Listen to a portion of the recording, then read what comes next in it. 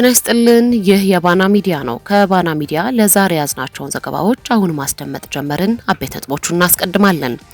በአክሱም ከተማ ሲካሄድ የሰነበተው የህወሓት ማዕከላዊ ኮሚቴ ስብሰባ መጠናቀቁን ተከትሎ በትግራይ ክልላዊ መንግስትና በጊዜያዊ አስተዳደሩ የወደፊት እጣ ፈንታ ላይ ትልቅ ፖለቲካዊ ለውጥ ሊያስከትሉ የሚችሉ ውሳኔዎች መውጣታቸው ታውቋል። የትግራይ ሰራዊት አዛዦችም በአክሱም ከተማ ከህወሓት ጋር እየመከሩ መሆናቸውን የሚገልጽ ዜና ይዘናል።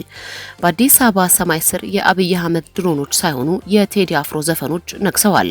ጸረ ድሮን ሳይታጠቅ ድሮንን ትርጉም አልባ ያስቀረው የቴዲ አፍሮ ዘፈን በሚሊዮኖች እየተሰማ ነው። በአዲስ አበባ በታክሲዎች በሆቴሎችና በሬስቶራንቶች በአደባባይ እየተደመጠ ነው።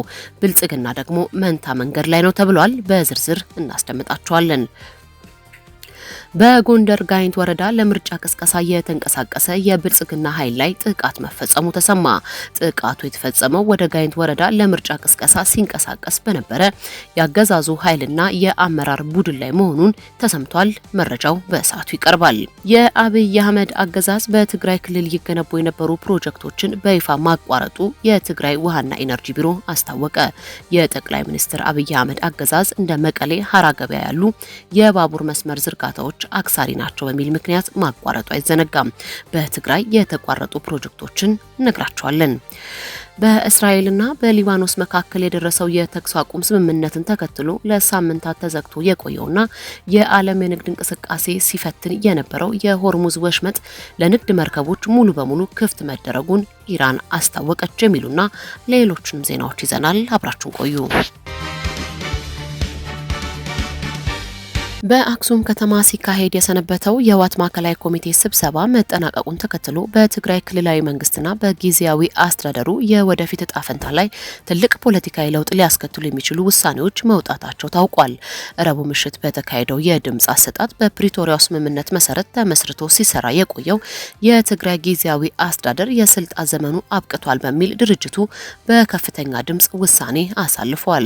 እንደ ምንጮች ገለጻ ከሆነ ማዕከላዊ ኮሚቴው ከጦርነት በፊት የነበረውና በምርጫ የተመሰረተው የትግራይ ብሔራዊ ክልላዊ መንግስት ወደ ቀድሞ ስልጣኑ መመለስ አለበት የሚል ጽኑ አቋምን ይዟል።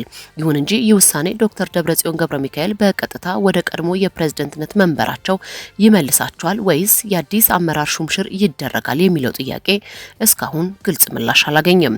በተመሳሳይ የትግራይ ጊዜያዊ አስተዳደር ፕሬዝደንት ሌተናል ጀነራል ታደሰ ወረደ ቀጣይ ቆይታ በተመለከተም ግልጽ የሆነ ውሳኔ ወይም አቅጣጫ አልተሰጠም። የትግራይ ሰራዊት ከፍተኛ አመራሮችም በጉዳዩ ላይ ዝርዝር ማብራሪያ እንዲሰጣቸው ወደ አክሱም የተጠሩ ሲሆን በአሁኑ ሰዓት ከህወሓት ከፍተኛ አመራሮች ጋር በጋራ ስብሰባ ላይ መሆናቸው ተረጋግጧል። ሰራዊቱ የጊዜያዊ አስተዳደሩ ምስረታ ላይ ከህወሓት ቀጥሎ ትልቅ ውክልና የነበረው በመሆኑ በአስተዳደሩ መፍረስም ሆነ መቀጠል ዙሪያ የሚያሳየው አቋም ለክልሉ መረጋጋትና ለፕሪቶሪያው ስምምነት ተፈጻሚነት ወሳኝ ሚና እንደሚኖረው ይታመናል። ከሰራዊቱ አመራሮች ጋር እየተደረገ ያለው ውይይት ውጤት በትግራይ ክልል ያለውን የጸጥታና የፖለቲካ አሰላለፍ በቀጣዮቹ ቀናት በይበልጥ ግልጽ ያደርገዋል ተብሎ ይጠበቃል። በኢትዮጵያ የኪነ ጥበብ ታሪክ ውስጥ ሙዚቃ ከዜማዊ ይዘቱ ባለፈ የፖለቲካዊ ለውጥ ማብሰሪያና የማህበረሰብ ቁጣ መተንፈሻ ሆኖ ማገልገሉ አዲስ ክስተት ባይሆንም ድምፃዊ ቴዎድሮስ ካሳሁን ቴዲ አፍሮ ኢትዮሪካ በተሰኘው 6ኛ አልበሙ ይዞት ብቅ ያለው ግን በሀገሪቱ የፖለቲካ መድረክ ላይ ከባድ ድንጋጤን ፈጥሯል። የቴዎድሮስ ካሳሁን ቴዲ አፍሮ ከ9 ዓመታት ቆይታ በኋላ ይዞት ብቅ ያለው አልበሙ በይፋ በተለቀቀ በ24 ሰዓታት ውስጥ ብቻ 9.5 ሚሊዮን እይታዎች በማግኘት የዓለም አቀፍ የሪከርድ መዝገቦችን ያነጋገረ ሲሆን በኢትዮጵያ ፖለቲካዊ ምህዳር ላይም አዲስ የታሪክ ምዕራፍን ከፍቷል። በተለይም ዳስ ጣላለኝ የተሰኘው ነጠላ ዜማው የአሁኑን አስተዳደር የፖለቲካ ቅቡልነት በይፋ የሚሞግትና አንሳው ባንዲራውን በሚል ጥሪ ህዝባዊ ወቀሳውን ወደ አደባባይ አውጥቶታል። አገዛዙ ከዚህ ቀደም በትግራይ ጦርነት ወቅት የትግረኛ ሙዚቃዎች ላይ ተጥሎ እንደነበረው አይነት እገዳ በኢትዮሪካ ላይ ግን ቢፈልግም ተግባራዊ ለማድረግ አዳጋች ሆኖበታል። አዲሱ የቴዎድሮስ ካሳሁን አልበም በአዲስ አበባ ያለውን የፖለቲካ ትኩሳት እያባባሰው እንደሚገኝ ከቦታው የወጡ መረጃዎች አመልክተዋል። የአዲስ አበባ ህዝብ ሙሉ በሙሉ ትኩረቱን አልበሙ ላይ ያደረገ ሲሆን ከተኛበት የፖለቲካ ድብታ በመውጣት ላይ መሆኑም ታውቋል። ፖለቲከኞች ህዝቡ በአብይ አህመድ ላይ እንዲነሳ ጥሪ በማድረግ ላይ ናቸው። ፖለቲከኛ ጌትነት ወርቁ በብልጽግናው አገዛዝና በኪነ ጥበቡ መካከል ያለውን ፍጥጫ የድሮን ቴክኖሎጂ እንኳን ሊገታው ያልቻለ የአስተሳሰብ ጦርነት ሲል ስራውን ገልጾታል። ብልጽግና የኢትዮጵያ እሴቶችን ለማፍረስ በያዘው መዶሻ ፊት የቴዲ አፍሮን ዜማ እንደ አዲስ የግንብ ጡብና እንደ ፈዋሽ ቅባት ብቅ ማለቱን በይፋ አጋርቷል። ፖለቲከኛ ጌትነት ወርቁ ብልጽግና ዩቲዩብ ላይ ድሮን መተኮስ ቢችል ኖሮ አይመለስም ነበር ብሏል። ጌትነት ወርቁ ድምፃዊ ቴዎድሮስ ካሳሁን ቴዲ አፍሮ በትላንትናው ዕለት ያወጣው አዲስ ሙዚቃን ተከትሎ በገዢው ፓርቲ ላይ ጠንከር ያለ ትችትን ሰንዝሯል። ፖለቲከኛው ብልጽግና ፓርቲ የሚከተለውን የትርክት ፖለቲካ የጥፋት መዶሻ ሲል የገለጸው ሲሆን የቴዲ አፍሮን ስራ ይህንን የጥፋት ቋያ ያበረደ ነው ብሎታል። ጌትነት ወርቁ በማህበራዊ ገጹ ላይ ባስተላለፈው መልእክት ብልጽግና የቴዲ አፍሮን ሙዚቃ ለመከልከል የሚያደርገውን ጥረት አጣጥሎታል። አገዛዙ የኪነ ጥበብ ስራዎችን በኃይል ለመጫን ያለው ፍላጎት ሲገልጽ ዩቲዩብ ላይ ራሱ ድሮን አለመተኮሱ የማይቻል ቢሆንበት ነው እንጂ ቢችል ኖሮ ሙዚቃውንም በድሮን በደበደበው ነበር በማለት በይፋ ተናግሯል። ፖለቲከኛው የወል ትርክት በሚል ስም ብልጽግና የሀገሪቱን እሴት ትዝታ በማጥፋት ላይ እንደሚገኝ ሞግቷል። ብልጽግናም ሀገራዊ እሴትን ሲንድ መክረሙን የገለጸው ፖለቲከኛው ቴዲ አፍሮ በዚያ ፍርስራሽ ላይ አዲስ የግንብ ጡብ ደርድሯል ሲል ያወድሶታል። ልዩነቱ የአስተሳሰብ ነው ያለው ፖለቲከኛ ጌትነት ይህ ግጭት ተራቂም ሳይሆን የአስተሳሰብና የትርክት ልዩነት መሆኑንም አጽንኦት ሰጥቷል። ሌሎች ፖለቲከኞችም ህዝቡን ለመቀስቀስ ወደ አደባባይ እንደሚወጡ የሚጠበቅ ሲሆን አብይ አህመድ አሁን ያለው አንገብጋቢ ሁኔታ ይህ ብቻ እንደሆነ ለአገዛዙ ሰዎች አቅጣጫ ማስቀመጡ ተሰምቷል። ይህም ተከትሎም በአርቲስቱ ላይ ክፉ ነገር እንዳይመጣ የሚሉ ፍርሃቶች የተሰሙ ሲሆን አብዛኛው ማህበረሰብ ግን ከአብይ አህመድ ጋር ለመጋፈጥ ወደኋላ እንደማይል የተገኙ አመላካች መረጃዎች አረጋግጠዋል። የአርቲስቱ ስራ ድሮንን ተሻግሮ ታንክን አማትሮ ቴክኖሎጂን በጣጥሶ ያለምንም ከልካይ ህዝብ ጆሮ መድረሱ አሁንም ዓለምን ማስደነቁ አልቀረም ተብሏል። አንዳንድ አስተያየት ሰጪዎች የአርቲስቱ ስኬት በርካታ ፖለቲካ ፓርቲዎች ከሚፈጽሙት የህዝባዊ ተቃውሞ ማዕበል የበለጠ ነው በማለትም ምላሻቸውን ሰጥተዋል። የአብይ አህመድ አገዛዝ የገረብ ግባ ግድብን ጨምሮ በትግራይ ክልል ሲገነባቸው የነበሩ የመጠጥ ውሃ ግድቦችን በይፋ ማቋረጡን የትግራይ ውሃና ኢነርጂ ቢሮ አስታወቀ። የትግራይ ውሃና ኢነርጂ ቢሮ በትግራይ ክልል ሲገነቡ የነበሩ ግድቦች የመጠጥ ውሃ ፕሮጀክቶች በፌዴራል መንግስት ትዕዛዝ መቋረጣቸውን አስታውቋል። በተለይም ለክልሉ ርዕሰ መዲና መቀሌ ከተማ የውሃ አቅርቦት ዋስትና ይሆናል ተብሎ ሲጠበቅ የነበረው የገረብ ግባ ግድብ ግንባታ ሙሉ በሙሉ መቆሙ ተገልጿል። በትግራይ ውሃና ኢነርጂ ቢሮ የጥገናና ክትትል ቡድን መሪ የሆኑት አቶ ገብረ ኢየሱስ ዘርኡ እንደገለጹት ከፕሪቶሪያው ስምምነት በኋላ ዳግም ተጀምረው የነበሩ የውሃ ተቋማት ግንባታዎች በአሁኑ ወቅት በተለያዩ ክልከላዎች እንዲገቱ ተደርጓል ብለዋል። አቶ ገብረ ኢየሱስ አክለውም ግንባታው 16 በመቶ ላይ የደረሰውን የገረብ ሰገን 2 ፕሮጀክት አስፈላጊ የሆኑ ግብአቶች በአብይ አህመድ ትዕዛዝ ወደ ትግራይ እንዳይገቡ ተከልክለዋል። የጠቅላይ ሚኒስትር አብይ አህመድ አገዛዝ እንደ መቀሌ ሀራ ገበያ ያሉ የባቡር መስመር ዝርጋታዎችን አክሳሪ ናቸው በሚል ምክንያት ማቋረጡ አይዘነጋም። መንግስት በህዝብና በሀገር ስም የተበደረውን የውጭ ምንዛሬ ለልማት ማዋል ሲገባው ለሰው አልባ የጦር አውሮፕላኖች፣ ድሮኖች ግዢ ማባከኑ አገዛዙ ቅድሚያ የሚሰጣቸው ጉዳዮች ለጦር መሳሪያ መሆኑ ደግሞ ደጋግሞ አስመስክረዋል። እንደ አስፓልት መንገድ፣ ውሃና ባቡር መስመር የሚገነቡት በቀጥታ የገንዘብ ትርፍ ስለሚያስገኙ ሳይሆን ለህዝብ አስፈላጊና ጠቃሚ በመሆናቸው ነው። ይሁን እንጂ የአብይ አህመድ መንግስት አክሳሪ ናቸው በሚል ሰበብ ትግራይን ከኢትዮጵያ የመነጠልና የማግለል ስራ በግልጽ እየሰራ ይገኛል።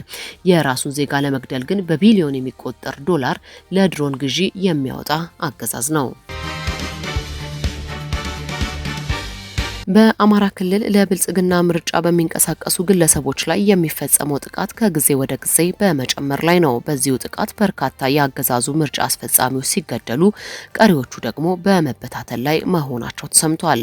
በጎንደር ጋይንት ወረዳ ለምርጫ ቅስቀሳ የተንቀሳቀሰ የብልጽግና ኃይልም የገጠመው ይኸው ነው። በጎንደር ጋይንት ወረዳ ለምርጫ ቅስቀሳ ሲንቀሳቀስ በነበረ የአገዛዙ ኃይልና የአመራር ቡድን ላይ ጥቃት መፈጸሙን የአፋብን ጎንደር ጠቅላይ ግዛት በላይ አስታውቋል። እዙ በወሰደው ወታደራዊ እርምጃ የምርጫ ቅስቀሳ ቡድኑ መበታተኑና በአመራሮቹ ላይም ጉዳት መድረሱን ገልጸዋል። ከንፋስ መውጫ ተንቀሳቀሰ በተባለው በዚሁ የምርጫ ቡድን ላይ በተወሰደ እርምጃ የፖሊስ አመራር የሆኑት ሳጅን ደሞዝ ገደፋው መኩሪያውን ጨምሮ በርካታ የቡድኑ አባላት መመታታቸው ተገልጿል። ለምርጫ ተግባር የታሰቡ ቁሳቁሶችና የምርጫ ካርዶችን በጥቃቱ ምክንያት ከአገልግሎት ውጪ መሆናቸውን የእዙ ግንባር መረጃ አመልክቷል። ይህ እርምጃ የተወሰደው ከሳምንታት በፊት ማለትም መጋቢት 24 ቀን 2018 ዓ.ም የሚገድለልን ስርዓት አንመርጥም በሚል በአካባቢው ህዝባዊ ሰልፍ መካሄዱን ተከትሎ መሆኑን የእዙ መረጃ ያሳያል። ፋኖ ጥቃቱ የተፈጸመው የህዝብን ፍላጎት ለማስከበር በተወሰደ እርምጃ እንደሆነም ገልጿል። አገዛዙ የድሮን አረር ሲወርድባቸው የሚውሉ ንጹሃን በምርጫ ድምጽ እንዲሰጡ መጠበቁ የአገዛዙን አረመኔነት የሚያመላክት ነው ሲል ፋኖ በመግለጫው አክሏል። በተጨማሪም የአድማ ብተና አባላት ፖሊስና አገዛዙን እያገለገሉ ያሉ የሰራዊት አባላት ያለምንም ቅድመ ሁኔታ የህዝብን ትግል እንዲቀላቀሉ ከህዝብ ጎን በመቆም ለስርዓቱ ዘላቂነት የሚሰሩ አካላትን ከመደገፍ እንዲቆጠቡ ጥሪ አቅርቧል። በቀጣይ የምርጫ አስፈጻሚዎች ከዚህ የተለየ ዕጣ ፈንታ እንደማይገጥማቸው የፋኖ አመራሮች በድጋሜ አረጋግጠዋል። የዓለም አቀፍ የትግራይ ምሁራንና ባለሙያዎች ማህበር በትግራይ ያለውን ፖለቲካዊ፣ ኢኮኖሚያዊና ማህበራዊ ቀውስ ለመፍታት ያለመ አዲስ የንቅናቄ መድረክ መጀመሩን ባወጣው መግለጫ አስታወቀ።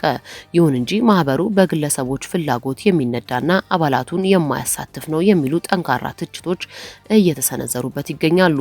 ማህበሩ ባወጣው ይፋዊ መግለጫ ባለፉት 5 ወራት ከተለያዩ የፖለቲካ ኃይሎችና ሲቪክ ማህበራት፣ የሚዲያ ተቋማትና የቢዝነስ ባለቤቶች ጋር ሰፊ ውይይት ሲያደርግ መቆየቱን ገልጿል። በዚህም ሂደት ሁለንተናዊ የትግራይ ጉባኤ እንዲካሄድ የትግራይ ችግር በዘላቂነት ለመፍታት የሚያስችል ፍኖተ ካርታ ለማዘጋጀት ዝግጅቱን ማጠናቀቁን ይፋ አድርጓል። ሆኖም ይህ የማህበሩ መግለጫ በብዙዎች ዘንድ ጥርጣሬን አሳድሯል። ከማህበሩ አባላት የተገኘ መረጃ እንደሚያመለክተው ጂኤስቲኤስ እስካሁን አባላቱን ሰብስቦ ያወያየበትና በጋራ የጸደቀ ግልጽ ፍኖተ ካርታ የለውም። ይልቁንም ተቋሙ ጥቂት ግለሰቦች በሚያራምዱት የግል ፍላጎት አጀንዳ የሚመራ በመሆኑ ለትግራይ ሁሉ አቀፍ መፍትሄ ያመጣል ተብሎ የሚጠበቀውን ፍኖተ ካርታ ለማውጣት አዳጋች እንደሚሆንበት ገልጸዋል። ትችት አቅራቢዎቹ አክለውም ማህበሩ የሚከተለው አካሄድ ከምሁራዊ አስተሳሰብና ከዲሞክራሲያዊ አሳታፊነት የራቀ መሆኑንም ይገልጻሉ። ምሁራዊ ተቋም ተብሎ ቢሰየምም በተግባር ግን አባላቱን በመነጠልና መረጃ በመደበቅ ጥቂቶች የሚፈነጩበት መድረክም ሆኗል ሲሉ ማህበሩን ወቅሰዋል። ጂኤስቲኤስ በመግለጫው ላይ በቅርቡ በሚጠራው ሁለንተናዊ የትግራይ ጉባኤ ላይ ሁሉም የትግራይ ተወላጆች እንዲሳተፉ ጥሪ ቢያቀርብም በውስጥ አሰራሩ ላይ የሚታየው ግልጽነት ማጣትና የተሳታፊነት ጉድለት ግን በማህበሩ ታማኝነት ላይ ትልቅ ጥያቄን ፈጥሯል።